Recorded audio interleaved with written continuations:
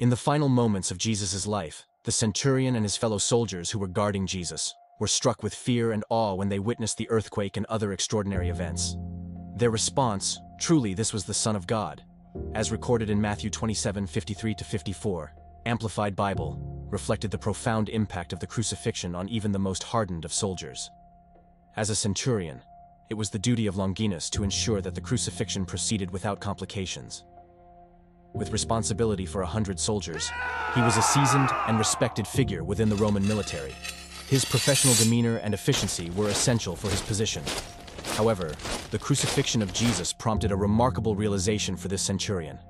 Jesus was innocent, and this execution was unlike any other he had overseen. For Longinus, it was just another crucifixion, a grim routine in the Roman tapestry of violence. He had seen countless men breathe their last in agony, their pleas swallowed by the indifferent gaze of the sun. Yet, something about this Nazarene was different. The stoic facade of a Roman legionary could not shield him from the sheer rawness of Jesus' suffering. The crown of thorns, the crimson-streaked flesh, the defiant spirit that crackled through the air despite the suffocating weight of despair. These pierced the soldier's hardened gaze, forcing him to confront a depth of pain he had never witnessed before.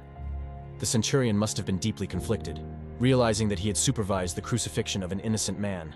This was not a hasty conclusion, but rather a reasoned judgment from a seasoned veteran who had witnessed numerous executions. Despite the strong condemnation from the Jewish religious leaders and Pontius Pilate's conviction of Jesus, the centurion acknowledged the overwhelming evidence in favor of Jesus. Longinus may have been moved by various scenes from the events leading up to the crucifixion, such as Jesus' dignified response to injustice and the mercy he showed towards those who rejected him, including the soldiers who crucified him. The centurion also witnessed nature's response to Jesus' death, with the earthquake and the splitting of rocks. These extraordinary events spoke volumes, emphasizing the significance of Jesus' sacrifice and the rejection he faced from humanity. The darkness that fell over the land during the crucifixion, as prophesied in Amos 8 and 9, further emphasized the gravity of the moment. This otherworldly darkness, occurring at the brightest time of day, was a powerful sign of the blinding of the people's eyes and the profound impact of Jesus' death. Longinus' acknowledgement of Jesus as the Son of God was a remarkable testament to the undeniable truth that transcended the expectations and experiences of those present at the crucifixion. His recognition, amidst the chaos and suffering, serves as a powerful reminder of the profound impact of Jesus' life and death. The unnatural darkness that fell during Christ's crucifixion carried symbolic weight. Darkness evoked antiquity and mourning rituals in both Gentile and Jewish traditions. The darkened skies accompanied the death of kings and rulers, and now shrouded the unjust execution of the King of the Jews. For discerning minds, it represented divine judgment on those crucifying the Son of God. While most spectators remained unmoved, creation itself recoiled. Rocks split, graves broke open. After Jesus' resurrection, some saints long dead were raised to life, emerging from tombs to appear before many in Jerusalem.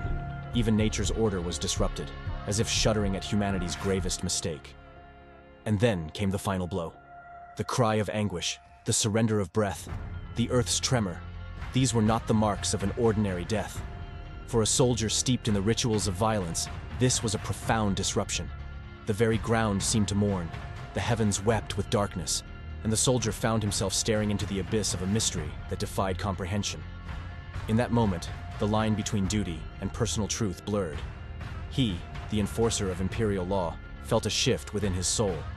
The words attributed to the centurion in Mark's Gospel, "Truly, this man was the Son of God," might not have been uttered, but the sentiment likely echoed in his heart. His oath to Rome clashed with the nascent seed of faith planted by the witness of Jesus' final act. Longinus returned to his garrison, carrying with him an invisible wound. He was no longer just a cog in the Roman machine. He was a man haunted by the shadow of Calvary. His experience, whispered in hushed tones around crackling campfires, might have become one of the many seeds that bloomed into the early Christian movement. Or perhaps it remained a silent burden, a testament to the transformative power of a single encounter with the profound. Centuries later, the ground remains level at the foot of Christ's cross. Its power transcends social divisions and transforms stony hearts. The centurion assigned to the crucifixion began his day a battle-hardened soldier merely executing orders. He ended it with the realization, surely this was the Son of God. His confession invites our own. As recipients of Christ's love, May we open our hearts to know him more deeply. The impact of encountering Jesus is evidenced in those first drawn to his cross: soldiers, social outcasts, faithful women from Galilee. None walked away unchanged. To truly comprehend Christ's sacrifice for humankind, we must join in fellowship with his suffering. As an old hymn implores in the Savior's voice from the cross, "King of grief, I watch with thee, silent through those 3 dread hours, left alone in sin's dark powers. May we watch with him,